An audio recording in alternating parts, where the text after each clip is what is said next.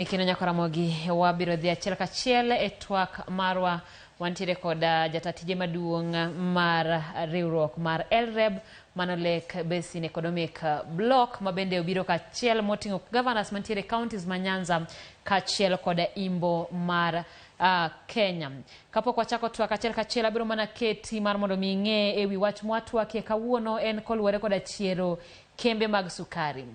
County kata gwenge ma Nyanza kachiel koda Imbo nitiere koda kembe madiroma 6 mag rego sukar kama oting'o Moroni, oting'o Chemelil, oting'o Mumias, oting'o Soni, oting'o Nzoia kachiel koda Miwani. Gin kembe mosebedo gachiedh nade, moko kuomgi oselor, moko kuomgi osechiw e lwet ji giwegi. Kata kamano adiera makende en ni sekta mar rego sukari e pacho ka osebedo kadhi maber.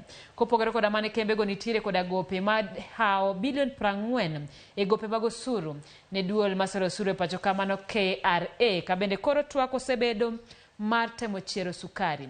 Kawuono ni eri romo mar tipo obagi e gwenge kata kaunti ma Kakamega, kama bende romo mar dala ariyo kibiro twak e yore goeko mag reso chiero kata sekta noero mar rego sukari. Abiro dhi achiel kachiel nyaka e studio ma Kisumu kama wantiere koda wendo Victor Nyagaya. Wabiro mana chaka achiel kachiel. Oimore Victor, duoko erokamano kuom chopo e studio man mondo mi watwak ewi chenro mar chiero sekta mar rego sukari e pacho ka. Oimore ahinya Millicent kuom luonga mondo abi kaya mor kendo an gi ilo mar mondo alosi kendo atwagi e yore mag sukari koluwore gi bura mane wadhigo nyime e dala mar Kakamega. An nyinga Victor Nyagaya kaka iwachono, to gine block maro iluongo ni Lake Region Economic Block. Sama ng'eny ji gine confuse ga Lake Basin and Lake Region. So en Lake Region Economic Block. One called Lake Basin Development Authority mabende is a national outfit. Erokamano. Erokamano ahinya kuom lero kanyo Lake Region Economic Block. Victor, achiel kachiel mana ka wadwa chako twak en kembe 6 ageno ni mano e kwan gi kata masekwanogo. Inyalo mana nyisowa ni chal margi sani en nang'o? Gin mage mabende sani nitiere lwet ji giwegi, mage mapod nitiere e sirikal mamalo mondo mi wang' ni mbele ni to chutho unduer ni mondo mi kembe gi ota kod sirikal mamalo koso omegi ji giwegi manyalo tayogi mondo kony jopiny. Erokamano Millicent. Gima timore, yes, en adiera ni wan kod kembe mag rego niang' 6 mag state owned iluongo ni kambi mag sirikal. Status yangu ma pesa mar ginene, pesa mar jopiny gi lop jopiny ema nomiyo wayudo kembe go e region ma wantieni. Ma en kaka nisekwano kanyo, wan gi Muhoroni, wan gi Chemelil, wan gi Miwani, wan gi Soni, wan gi Mumias, wan gi Nzoia. Actually about 6 or 7. To iyudo ni kembe wa ma ne dhi maber in the late 80s nyaka 90s nyaka chopo kama koro gi sambaratika kochopo year 2000 and beyond, koro gi kethre kabisa, but ne gin gi ginene jo mar loso niang' maber kendo ne watimo gima dongere luongo ni export.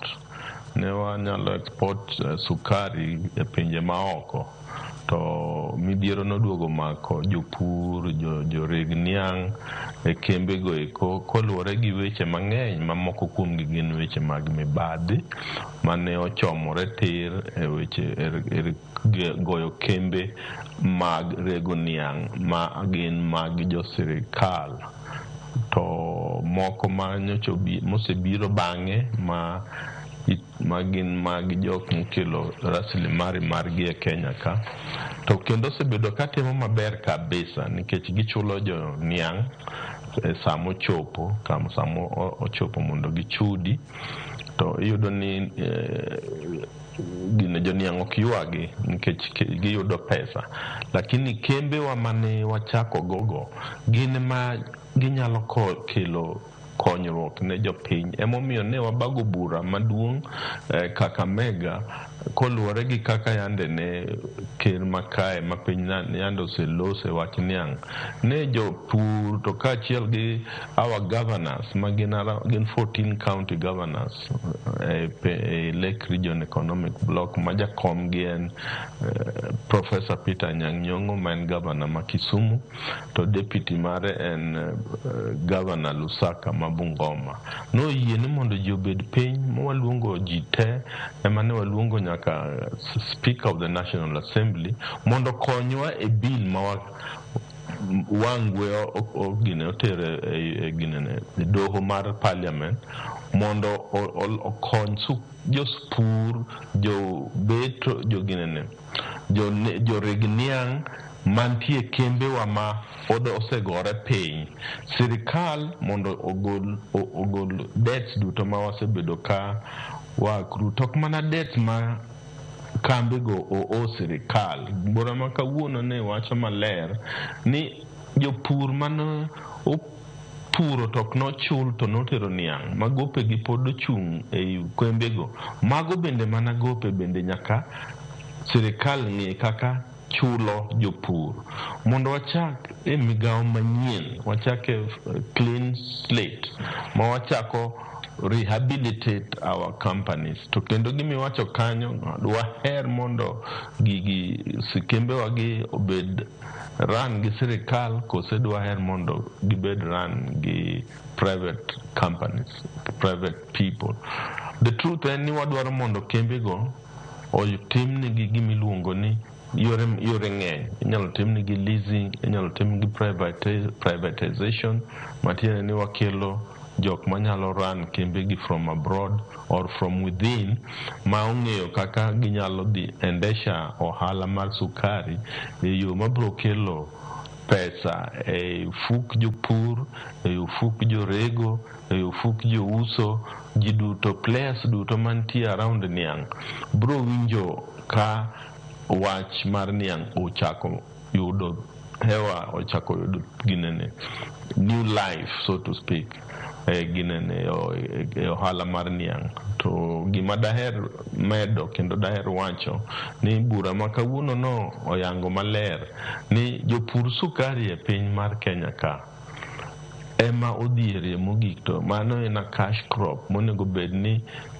jok mapuro niang' in our Republic of Kenya onego bed jok ma omewo moloyo kamoro amora, nikech sukari oyudore ni imadhe kamoro amora. Kidhi North Eastern kimadho sukari. Yes. Victor, okanga kiwinja adwa ng'adi matin idhi ahinya kata kamano nada penjo kanyo duol ma ochung' ne solo sure pacho kamano KRA nyocha nitiere nyim komiti mar od bura manyocha twak ewi temo golo gope mago suru makembe gi nigo masani oseidho mamalo ahinya kama mias nyaka gigowi maromo bilion 20. Kata kamano KRA nowacho ni mano ok ting' margi kalora ni chike kata chik mar omenda maiga ni koro mayo gi ting' makamano. Chenro maru chalo nade ponono ni koro okwamo ni ok nyal gol gope gi masani bende koro omiyo sekta mar sukari koro gope dhi mana kadeyo. Kopogore gi mano mana mapiyo piyo, ang'o chutho mosemiyo kembegi nochoko gope machalo kama ponono ni chon cha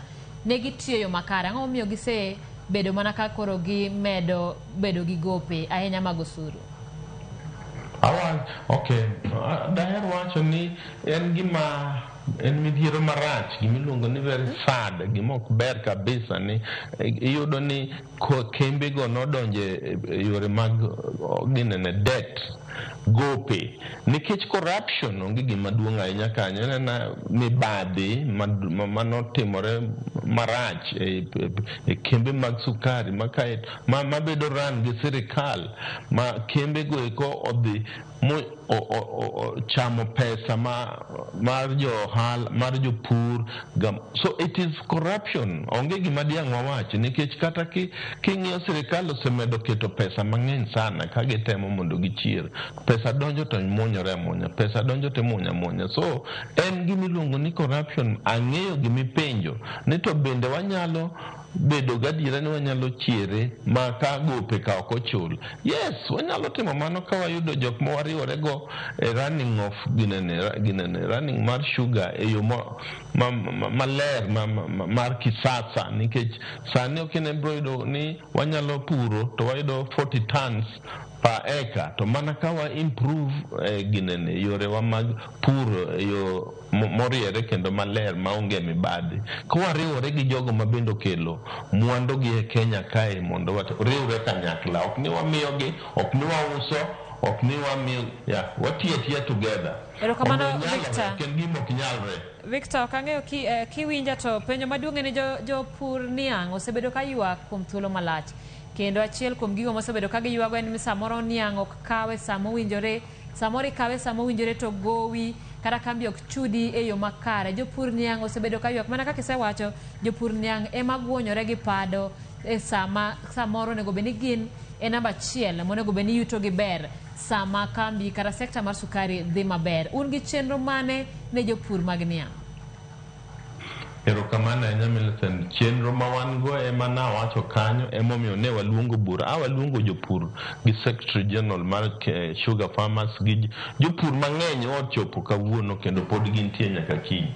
Wadwaro ni kawuono gi kiny wariwre paro, ok wadwa ni mondo wan wanyis jopur ni wadwaro gima kama, wadwa ni utim kama. To chenro ma wan go ni wadwa ni wariwre paro mondo wakaw report mane obedo chaired gi Governor Oparanya to kod Governor Nyong'o at 2018-2019. Wakaw report no to kaachiel gi report mar bura ma wan go kawuono moriwo jopur te gi jo reg niang' manochopo Kakamega, kaeto watere bill, wariw gi bill mar wangwe mantie parliament, watere e doho mar government in the republic, the president in the Ministry of Agriculture, mondo gineu how wanyalo chiero sugar industry, nikech kati wacho ni wanyalo koso mok wayudo pesa ma igolo go gopego. Waseyudo ka coffee nogol pesa, chai nogol pesa, milk industry, ang'omiyo sukari